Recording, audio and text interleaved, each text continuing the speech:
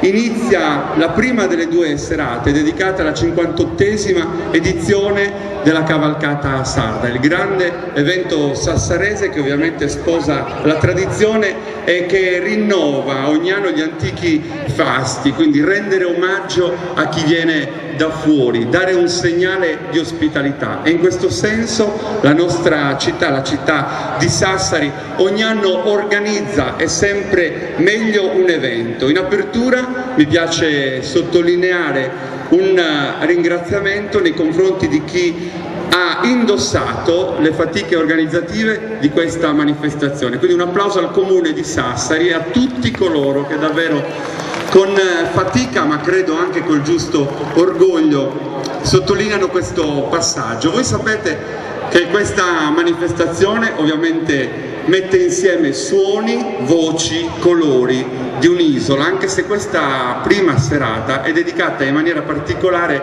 alle espressioni che della provincia di Sassari ovviamente indossano la tradizione e il nostro sapere, il sapere ereditato da tempo. C'è una figura particolare che da diverso tempo oramai è l'emblema d'apertura di questa manifestazione, è figlia d'arte e non solo, perché Francesco e Mario Bande hanno scritto pagine importanti della nostra storia e lei ha ereditato soprattutto la capacità di intrattenere attraverso i suoni del suo organetto le piazze e le feste di Sardegna, e con i suoi suoni, i richiami a questa eredità noi iniziamo. Applauso per Inoria Bande.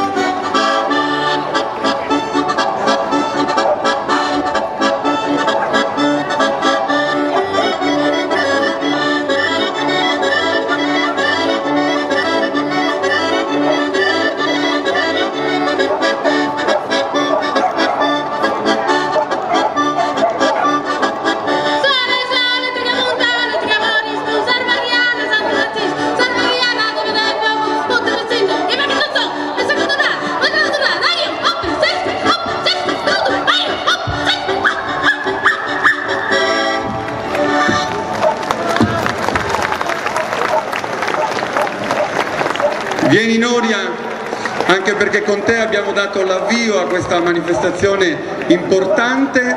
Domani sera replicheremo con altri scorci del tuo repertorio. Avete visto anche questo canto che incalza un po', che incita alla collaborazione, alla partecipazione, e questa è la tua peculiarità. Grazie a Inuria Bande.